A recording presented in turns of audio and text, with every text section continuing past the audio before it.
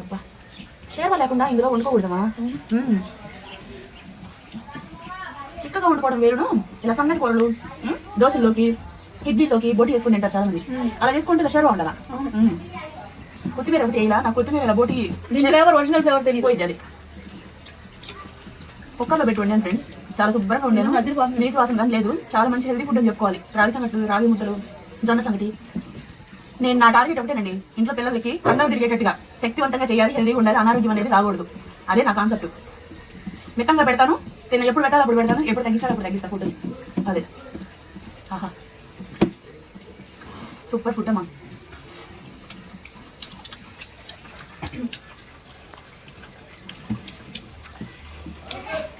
ఎంత బాగుందో